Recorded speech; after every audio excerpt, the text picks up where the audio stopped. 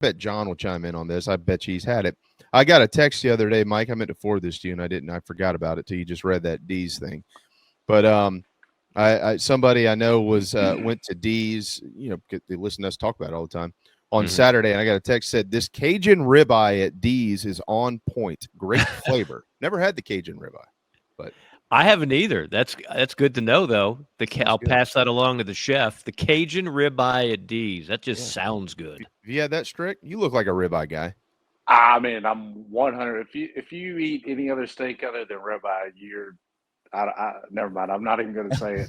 I'm a ribeye guy. Don't worry. Yeah.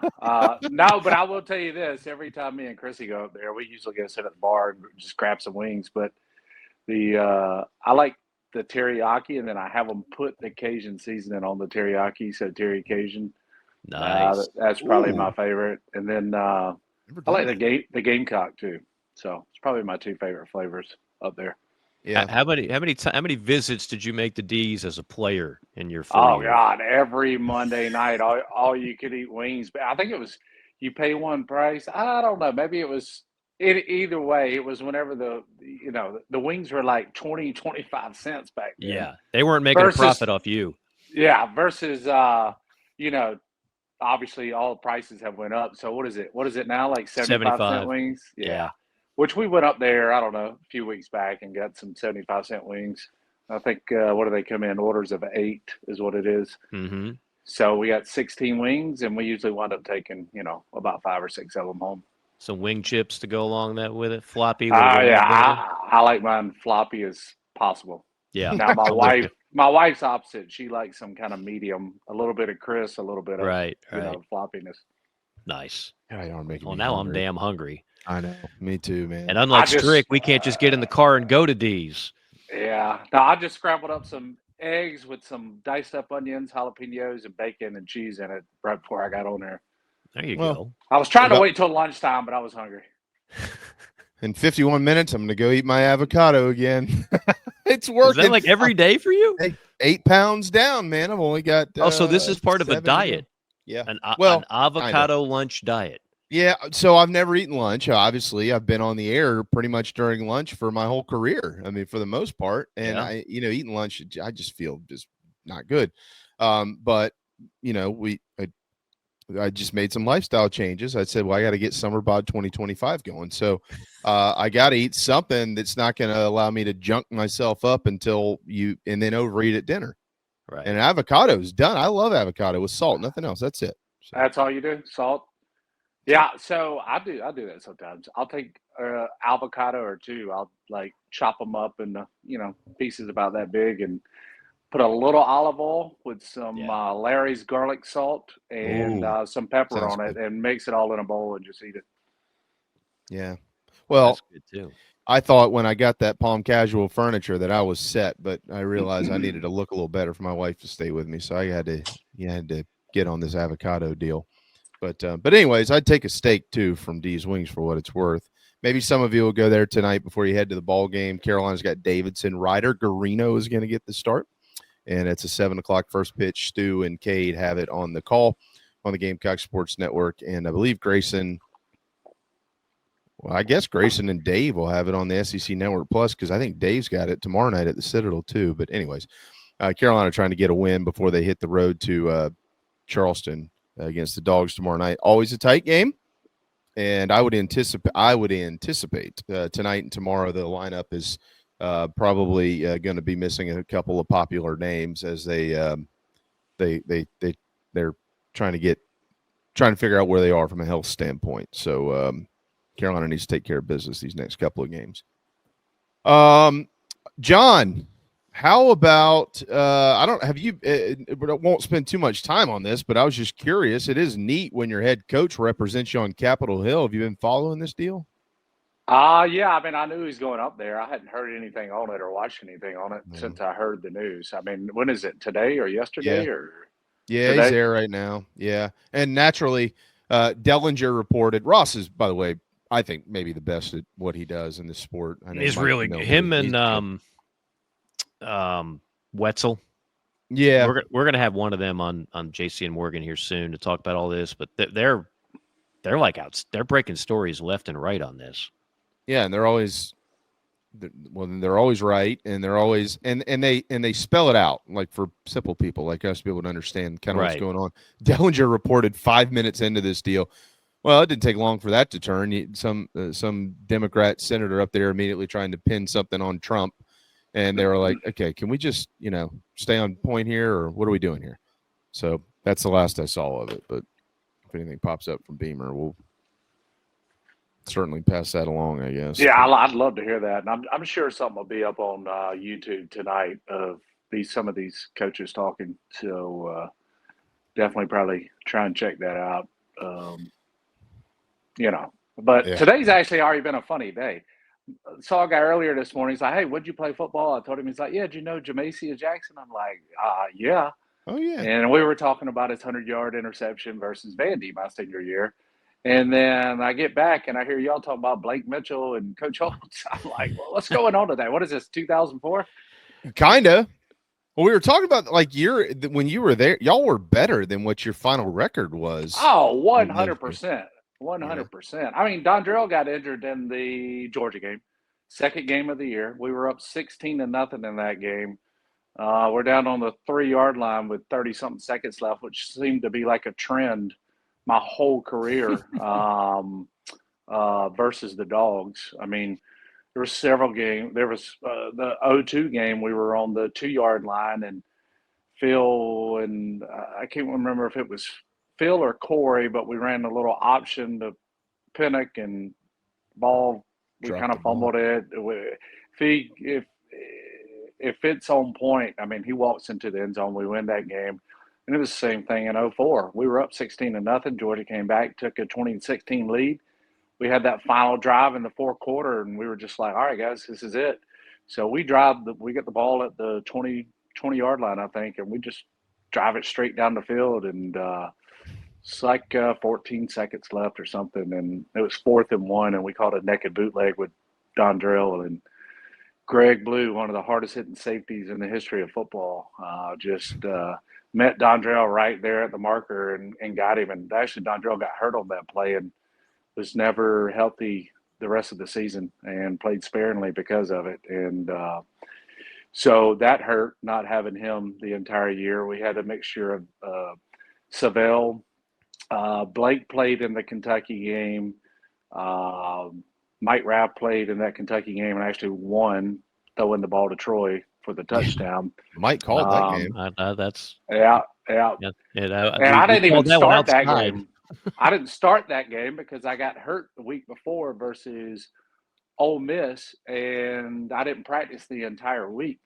So Coach Holtz was like, "Hey, you're going to play, but we can't start you. You can practice all week." I was like, "That's fine, Coach. I get it." So I went in on the second series and played the whole rest of the game. But I actually got Blake killed on one play. See, this is why it's good to practice all week, because I had a missed assignment on that play. It was a quarterback draw, and Blake came up the middle, and I blocked the wrong linebacker, and Blake got smoked. But we can laugh about it because we won the game. But yeah, that's why you need to practice during the week. John, I'm curious with all the guys you played with. So we just saw a remarkable combine performance by Nick Emmanwori, which was not totally surprising. Who was the best, just pure athlete, not necessarily player, the best pure athlete you played with? Whew. Let's say not Flint, right? I know he was up there, but Flint's a hell of an athlete. Yeah, he is. I mean, that's a tough one. Troy Williamson was up there. He was kind of freaky. Just because of his speed and what he was able to do. Top 10 pick.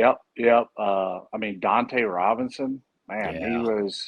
he was a freaky athlete. I mean, he went number 7. He had a hell of a career. Oh, he had a great career. I know. He was just always there. Yeah. I mean, Kalimba Edwards, man, he was for as big as Kalimba was. As big as Kalimba was, he was about Clowney size. He didn't have quite that twitchness that Clowney had, but man, he just as big as Kalimba was, he was a freak. He's one I got it wrong, John. I thought, because he was second round to Detroit. Yeah. I thought Kalimba would have been in the league 10 years. Yeah, sometimes things just don't pan out like you think they will.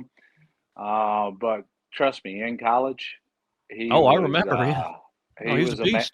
he was a man child out there. Yeah, he was one. I mean, just because he's probably an inch and a half taller than me, weighed about 265, and could just move, drop back in coverages. Mm-hmm. We played that 3-3-5, and Kalimba would play that outside linebacker spot on that 3-3-5 and walk down and rush the passers. So he's one that comes to mind when you just think about the size of a guy and how they're able to move. Well, shoot. I mean, I could name one from my neck of the woods. Obviously, got in a bunch of trouble, but Mo Thompson was an outstanding athlete. Yeah, he Basketball. was. He was. But I would say if I had to go number one craziest athlete across the board, it's probably Derek Watson. Yeah. Yeah. Yeah. I mean, Yeah. he was Mr. South Carolina in football and basketball, if I'm not mistaken, which is nuts. Is that That's in the woulda, coulda, shoulda category. Yeah, and he knows it. He knows Yeah. it. Both those guys. I mean, him and Demetrius, you think about the fact that they were both at South Carolina back to back, and neither one of them ever. Oh, man. They were talented. Yes, the Summers thing that's like a 30 for 30. All right, I want to run this by you, Strick. So, I have a problem. I know. I watch NFL combines in addition to watching every pick of the NFL draft. I need help. I need therapy. I watched the majority of it too. So okay. I'm in your boat. Okay, good. We can commiserate and go to the therapy session together. So I'm actually watching some of the offensive linemen run 40s. Now, what was your playing size and weight? 315. So what? 6'4.5", 315. Okay. So that you're not too. Would you run? I ran a 5.12, which is good. Yeah, and then in high school, my senior year, when I weighed about 280, I ran a 4.98. Okay, so what do these numbers mean to you? Put it into perspective for our audience. Nothing. Well, no, but just from a freak, I realize. what they're able to run in the 4.8s and 4.9s. I want to name a player for you. I know you know who he is. This is what Will Campbell did. Will Campbell, who's going to be a lock for a top 10 pick out of LSU, 6'6", 319. He ran a 4.98, a 1.76 10-yard split, a 32-inch vertical jump, a 9-foot 5-inch broad jump. And, I mean, people were just like, it was jaw-dropping for a guy that size to do some of those things. Now, most people don't keep up with numbers on offensive linemen. So when you saw that, what did you think? Dude's a freak. People probably will not understand this if you didn't do these things when you were younger and at whatever size you are. But a man that big like myself, moving that fast is moving.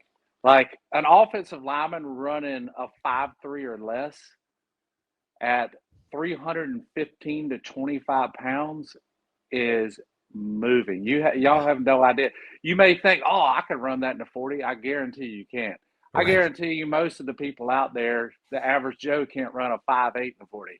Right. These guys are real athletes. Obviously, the weight is going to slow them down. I mean, I guarantee you back in the day, if I weighed 225, I could probably run sub 4.8 in the 4.7s probably. Mm-hmm. But like I said, when I was 280, I ran a 4.98 on a laser timer too in high school, laser timer. And so these guys running these kind of numbers, weighing 320 pounds, is crazy. I mean, I'll never forget Travell Wharton. He ran a 4.9. I think Travell ran a 4.98, and Travell weighed like 325. Mm-hmm.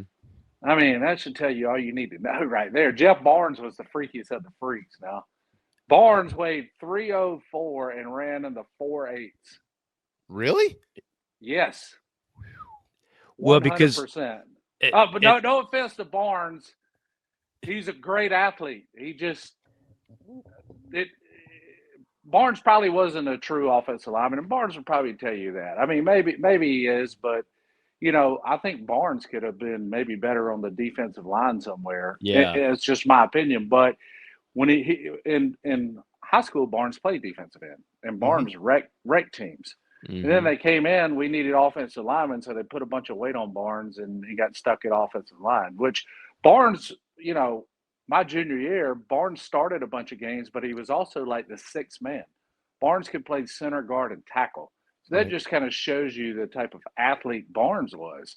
So, when people are running those kind of speeds at that big, jumping that high, I mean, 32 is impressive. 32 vertical is impressive. I think I was right at 30, 29 and a half or 30, which is still pretty good. But, I mean, once you get over that 30 mark and you weigh over 310 pounds, that's something else. I think he's one of the safest picks in the draft. Jamie threw out a question before the season started last year, like, who's your just safest, best bet player? And mine was Campbell. Like, the guy doesn't give up sacks. Yeah. You can't beat him. He's a physical freak. He'll be a perennial Pro Bowler in the NFL. That's just like with all the gambles people will take on quarterbacks and running backs and wideouts and defensive ends. Whoever gets Will Campbell, like, okay, just put him in ink, left tackle, next 10 years. Yep. I mean, and then, we had Torricelli up there, Torricelli Simpkins. He ran into 5'3s, I think, and he's just a huge man. I mean, if you ever see him in person, he's just a big man. Him moving and running into 5'3s, telling y'all, it's a good time. It really is. Is the 225 bench a little overrated? It's the most overrated thing I think there is a part of the draft. I think part of it shows some stamina. That's maybe some of it, but bench press has nothing to do with it. I'll just give you one example, and Travell may not like it if I call him out. But Travell only did like 19 reps at 225, and guess what? Dude played over 10 years in the NFL and was a third-round draft pick. So that should tell you bench doesn't mean nothing. It means nothing. Oh, that's great. You can bench press 30 times at 225, but doesn't really translate to the football field. What translates to the field is if you can play and technique. That's what translates to the football field. Because more of an offensive lineman, it's your hips and leg strength. That's really the key. Right. I mean, once you get locked in on somebody with your arms, if you can bench press 225 15 times, you're strong enough to hold up a 300-pound guy. Because if you can bench press 225 15, 20 times, that means you can bench press over 400 pounds. So, yeah, it's the most overhyped workout at combines. I totally agree. I watch it and I listen, and I'm like, there's always going to be some meathead who can put up more than the other guy, but maybe his arms are shorter. Maybe he doesn't have leverage, the quickness. Like maybe his lower body's not as strong. Right. His core. I mean, that's where really it comes down, especially in the trenches. It's all about your legs, hips, and core. It's not so much your arm strength on how much you can bench press.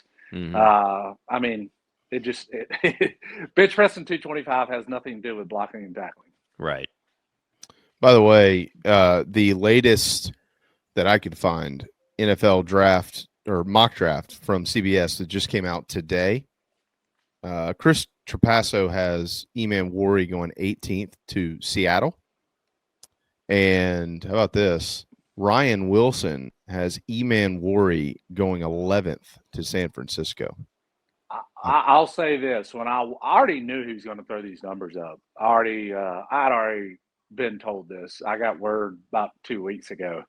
Already knew he was going to get close to a 43 or 44 inch vertical. And I think we all kind of knew this because you could see a speed on the field, especially when he returned some of those interceptions for touchdowns. I mean, he had the 4.3s in him. So I was not surprised, but the broad jump of 11.6 is insane, guys. If you're watching this and you don't understand, 11.6 is insane. So once I saw him do all those numbers, and I mean, he's already showed what he could do on the field. I mean, he was every week in and week out playing against whoever we played against all this past year. He was one of, if not the best player on the field every time he was on the field. So I think any NFL team is crazy to let this guy go past the 20th pick, in my opinion. If you need a safety, They've got two others that have them going 18th to Seattle. Ryan or Kyle, I don't even know who this is. Kyle Stackpole, does that name ring a bell to anybody? And Josh Edwards, I do know who Josh Edwards is. He's got him going to Seattle as well at 18.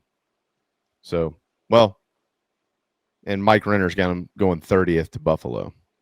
I don't think he gets that far. I don't think so either. And I think the last straw was that wasn't just like a good 40 time. That, as Strick mentioned, all those other numbers don't get the same infatuation from fans because we all know what a good 40 time is. But the scouts look at all those explosive numbers, like a broad jump, like a vertical. People say, well, how often do you use a 40-inch vertical on the field? That's not what it's about. It's about it's a kind of a gauge of explosiveness. So he's already got the big frame, but a big frame on a non-explosive body is not what they're looking for. They're looking for a physical freak, and that's exactly what he is. Yeah. The broad jump has nothing to do with football, okay, but it just shows the kind of explosiveness and athlete you are. Yeah. The vertical maybe has a little bit to do with it because I will go back. I know everybody probably remembers a couple of Nick's interceptions in his career has just been him jumping up high in the end zone against Clemson, and I think the other one may have been Kentucky last year, and him just going up over the receiver and taking it out the air. So that has a little bit to do, but it more shows your hips, your explosiveness, your legs. That's what it shows, and it's just like the 40. But the 40 does matter when it comes to playing defensive back. You got to be able to run. So that one matters a little more on that side. Offensive line, that first split that Mike talked about, that the guy ran 1.76. That's getting it too.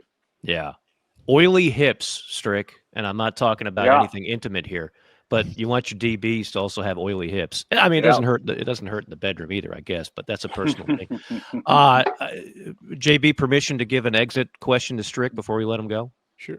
Yeah. Well, are you sticking around? Oh, okay. I can stick around. My conference call got canceled. So okay. Permission to ask a question before we go to break. We're looking at a potential record Carolina players being drafted. Most of those will be on defense. I think when this draft is done, if you didn't already appreciate just how generational this defense was, you'll know it after you watch a number of names called in this upcoming draft. The obvious question then, looking forward to 2025, is how in the world do you replace some of these guys? I mean, I realize the recruiting's been at a high level on the defensive side and the portal will pay off dividends, but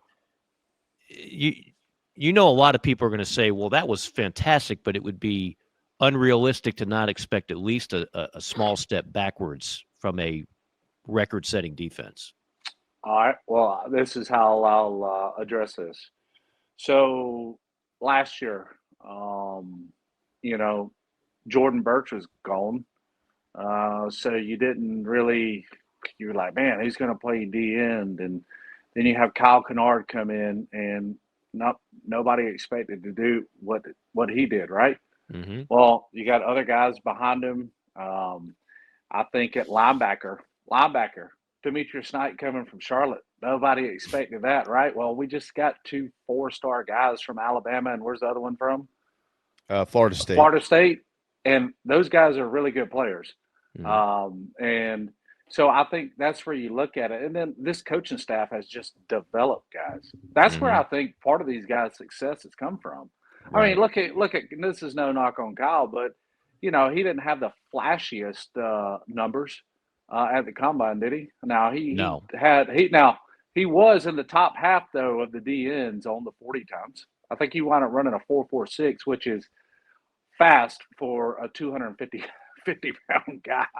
I mean, that's moving. That is getting it. So he did excel right there. But my point is the coaches have been able to bring guys in through the portal and high school and develop them. So I think you don't look at it as like, man, we're losing so many people. We're like, all right, who do we got behind them? And can the coaches continue to develop these players?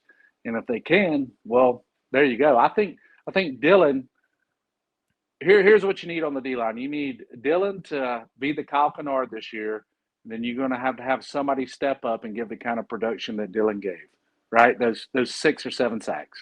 Okay, so yeah, I think you got a couple of those guys on the roster, and then the D line. We're losing some really good players, but I think we got some good players that we brought in from the portal and younger guys moving up. So I'm not too worried about it. But like I told JB, let me get through spring because I'm going to go out to some of the practices. Right. After spring ball last year, I told y'all on here that this defense is going to be ridiculous in 2024. Mm-hmm. I mean, I came out and said it You did. after spring ball. Yes. And just being a former football player, you can go out and watch a team practice 2 or 3 times, and you can kind of tell what you have and what you don't have. So, let's get through spring. I'm going to check a few practices out, and then I'll give y'all kind of what I think on it. But I think there's pieces there that were backups. I mean, I think our cornerback position is going to be as strong or stronger than it was last year. Mm-hmm. I mean, that's just my opinion. I think that group is going to be better than it was this past year. Obviously, Nick's going to be a big hole to fill, but we got some guys. We got some guys who can play, and some of the younger guys are going to, DQ is going to have a chance to get 1 year older. It's time for him to shine. Kilgore had some great moments last year, played solid football. He's going to mature a year. So I think there's just a lot of pieces there. This defense can be really good again. I agree with that. Kyle Kennard, a 4.73 at the combine. Oh, I thought his second run was in the 4.6s. No, the highest they've got is 4.73. Yeah, his first was a 4.76. His second was a 4.73. Okay. All right. Okay. And this is from NFL.com. His production score, call that whatever you want, was 75, which ranked among defensive ends, edge rushers, 9th. Athleticism score, a 69, that ranked 31st. Total score, 71, that ranked 18th. But, I mean, he was never a guy who was supposed to be a combine workout wonder. No, he's just a football player. He's just a football player. You're probably going to see him right there in the middle of the draft get taken, and I think he's just going to be – he's one of those guys that, from what I've heard, works hard, does everything I ask of him, and it showed on the field. I mean, not all these numbers always matter because some dudes can just play football. Right. They just have the technique when they get out there on the field, the technique and the whereabouts and the mental to be able to be a damn good football player. And I think that's what Kyle Kennard is. Yeah. Don't ever mention that secondary again without thinking about my man, Jackson Berger. He's going to cut the mustard this year. All right. Okay. All right. The cheeseburger jokes will continue all the way into the fall. It's 11:35. Mike mentioned something earlier about oily hips. That's our man, Tony Pope. Tony Pope State Farm. If you head to TonyPope.com, you can shop your insurance needs here in South Carolina and in the fake peach state of Georgia, although my friend John is from Bainbridge and Mike lives there, still the fake peach state. Head to TonyPope.com and shop whatever your next insurance move may be. We will jump in the 2500 and take a Love Chevy drive around the SEC. That's what I drive. Return. Oh, there we go. We got a Love Chevy proponent right here in Strick, so we'll put him in the front seat. Love GM, but it's still the same family, right? Okay. Yeah, it's the same family. Yeah, Absolutely. It's love and love. It's the same people on it. Yeah, they're the same people. We're all about love. Yeah. I guarantee you that the people listening at Love right now, as long as you kept it in the Love family, they'll love happy. it. They love Strick. I'm GMC 2500, but it's the same truck, it's the same family. They love you. That's what all that matters. Hey, I bought a lot of cars from Love over the years, cars and trucks. And we recommend the people out there listening do the same. Home of the $1,000 low price guarantee, Jamie. That's right. FYI. Yeah, I bought a Chevy Suburban from Love back in the day. 2 trucks, an SUV. I mean, shoot, they should love me. Look at this. I think we need to clip this and send it over to Ben Hoover and Company because this sounds like a nice testimonial. We love that kind of thing here. with a blank check for John's talent fee. That's right. We'll be Pay right that man back. his money. Just pay him in bourbon.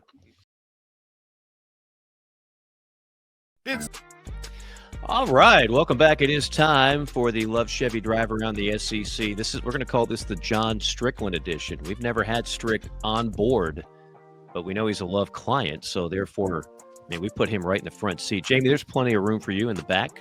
No problems there. Get you nice and cozy. You just lay down in the entire back seat.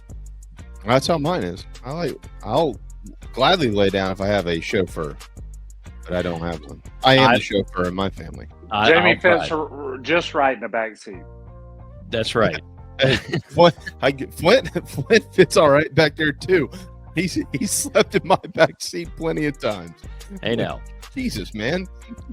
As always, the Love Chevy Drive Around the SEC brought to us by our friends over at Love Chevy, led by their fearless leader, the executive manager, Ben Hoover. The largest inventory, the lowest prices guaranteed, still home of the $1,000 low price guarantee. Visit Love Chevy in Harbison. Go to the website, lovechevy.com. We talk football 12 months out of the year on the Love Chevy Drive Around the SEC. Permission to go heavy football at the beginning of this? Jamie, we good with that? Mm-hmm. Strick, good with that? Always. All right, heavy football, then we'll get to some basketball and baseball as well. Let's start off with some odds. I mentioned this briefly yesterday. I'll narrow it down just to the SEC. These are the current Vegas betting odds, subject to change. From the SEC, the favorites, Texas 5-1 to win a natty. Georgia 6.5 to 1, Bama 7.5 to 1, and then there's a drop-off. Tennessee and Nico 18 to 1, LSU and Ole Miss 25 to 1, A&M 35 to 1, Florida and South Carolina, Sellers and Lagway 50 to 1, Auburn and Hugh Freeze 60 to 1, Oklahoma 100 to 1, and Missouri 150 to 1. Any good value you guys see in any of those? I'm going to give you my two worst values. Okay. I think the Ole Miss one is way overrated, and I think the Alabama one's overrated. I think Ole Miss loses way too much, and people are just thinking that, that with their reload with the portal, which it has worked for them, they lose so much. I'm talking about us losing talent. Right. They lose everybody on offense, and just like their defense, they're losing, half the guys off of that defense. So I think 25 to 1 for them. I would not take that bet. I would stay away from it. Like, doesn't it at some point in time, aren't you due for a bad portal experience? You mean like Florida State last year? Yeah. How many times can you go to the well year in and year out before it kind of snakes you? I mean, they're putting a lot on Austin Simmons' shoulders, but it's going to be a lot to ask him to beat Jackson Dart, who, by the way, speaking of combines, is rapidly moving up to first-round status. He'll be the third quarterback off the board. I don't think you just replace Jackson Dart. I think that's going to be a step back. The Ole Miss deal, by the way, guys, very similar to South Carolina 2024, week 2 on the road in Lexington. Might want to win that one. Possible trap game. Kentucky playing for their... Kentucky might want to win that one too. Well, I was going to say, Mark Stoops might want to win a few games if he wants to retain employment in Lexington. Yeah. My best value is probably Texas. At 5-1? It's all going to depend on is Arch Manning the real deal? Right. We saw some flashes of him last year. We know Texas has a ton of players, all right? We know they're loaded, and but I don't know. I just, I don't know. We'll see. Hey, I don't think Ole Miss is a national championship team, and again, you can never predict schedules on that stuff. That stuff's all out the window now, but I will say this. As you look on paper, the Ole Miss football schedule next year, really manageable if they have an elite group of players. Georgia State at Kentucky, Arkansas, Tulane, LSU back to back at home. Washington State at home. They go to Georgia. They go to Oklahoma back-to-back. South Carolina, the Citadel, and Florida all at home, and then at Mississippi State. Very manageable. Interesting that you would mention scheduling, Jamie, because that's the biggest bone of contention right now in college football, and more specifically in the SEC, as we've talked about a number of times. You can't compare South Carolina's schedule to what Texas had. You can't compare Oklahoma's brutal slate compared to what Texas had. It's an issue. It's a problem. And so conference records, my 6-2 is not necessarily the same as your 6-2. On top of all that, you just had Greg Sankey with yet another meeting and talking about joining the Big Ten to play 9 conference games. Sankey, no doubt, is right in the middle of all this, getting people in his ear saying 9's too much, 8's just fine. Coaches don't want the extra challenge necessarily. You have other people saying, well, what about the extra money that comes with 9, so on and so forth. The one quote that we got from Greg through all this, I'm one who said, I really think we ought to be trying to move to a 9-game conference schedule. But, he throws in a but, not if that causes us to lose opportunities. What is he talking about, opportunities? Of course, he's talking about the playoff. Right. And so that's where the SEC, if they get 4 automatic bids, well, now that paves the way to play 9. But if you don't, you stay with this current system, look for it to stay with 8. I personally think it's going to move to 4 automatic bids and go to 9, but just one man. It should. It should. I agree. I totally agree with that. I want 9 from a competitive standpoint, but I've made the case before. If they're gonna play beauty contests with you, then play the game with them. Say, well, I tell you, here's what we're gonna do. We're gonna play 7. How's that sound? We'll just win all the other ones. We're gonna play 7, and then we don't have to worry about it. We'll beat the cupcakes at the end of the year. I'll have a bunch of teams that are 11-1, and we'll all be in there. Might have to do a reduction in season. I'm not saying that they'll do that. I'm just saying you could play the game. You could play the game. Ground. Yeah, he's a 9 games player. is a juggernaut in this league. It is a juggernaut. I don't know. We'll see. If you get the automatic 4 bids, fine. Let's strap it up and play 9 games. But if you don't, you should not go to 9 games. That would just be craziness. Yeah. So unless you get the 4 automatics, stay at 8. It has to come, and it has to come with structure. Like, everybody has to be required to play another P5, and then everybody is allowed to play a G5 or FCS. I mean, look at our schedule next year: Virginia Tech and Clemson on the front end and the back end of a crazy SEC schedule. That's probably the toughest, if not one of the toughest in the league. So well, and if they go to 9 plus an annual Big Ten opponent, you can forget a game like Virginia Tech. That'll just never happen. Yeah, it won't. It'll be out the door. That'd be wiped off the board. We alluded to Combine earlier. This is from Connor O'Gara. Top risers from the SEC after the Combine. Texas A&M defensive lineman Shamar Stewart. Talk about physical freaks. Yeah. He shed 14 pounds and just put up ridiculous numbers. He went down to 267, ran a 4.59 40, a 40-inch vertical, a 10.8 broad. He's moved up, made some money. How much did he weigh? He went down to 267, so he played heavier than that, but he shed weight right before the Combine. Yeah. I mean, that's almost Clowney numbers right there. I know. Yeah. Not quite, but not quite, and certainly not quite the freakazoid production that Clowney had, his last year or two at Carolina. That was the knock on Shamar Stewart at times. Like, well, if he's so damn gifted, then why is he not dominating the league? He was good, just wasn't necessarily what they had hoped he would be in College Station. James Pierce of Tennessee. Again, Carolina did not play Tennessee, which still seems weird to me. And not Georgia. Playing Tennessee, not playing Georgia, not playing Florida. But James Pierce, certainly going to be a guy that's going to be drafted highly. He goes out there, runs a 4.47.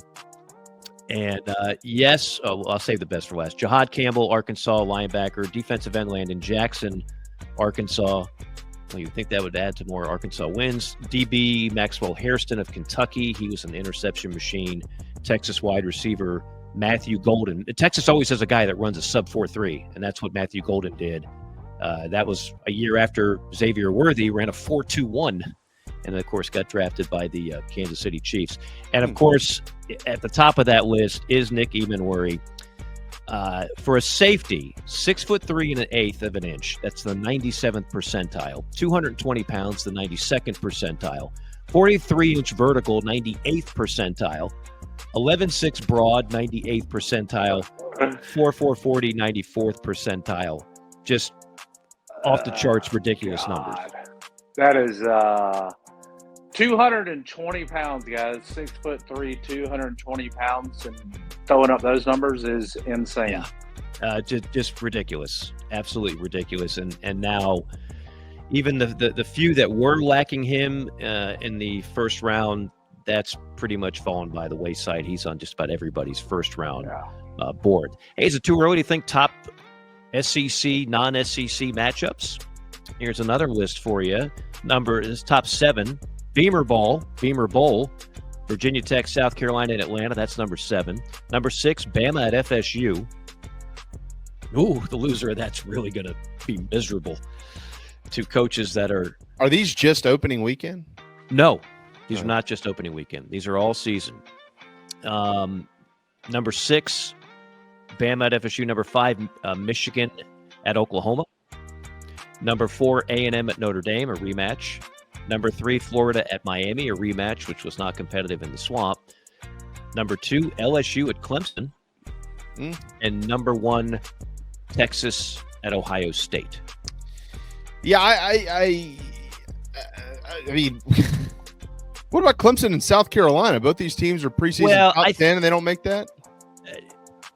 Preseason top 10? Or top 15 by some, top 10 by others? Yeah, I mean, I think they just went for the non-traditional matchups. Yeah, that's what it sounds like. Yeah, they need to clarify like all these other games. They don't play each other every year, so I wouldn't get too like they could have put Michigan, Ohio State in there. Exactly. Well, that's a conference matchup. Yeah. This is top SEC non-conference matchup. Yeah, you could put Carolina Clemson in there certainly, but I think they were trying to get some unique matchups on that.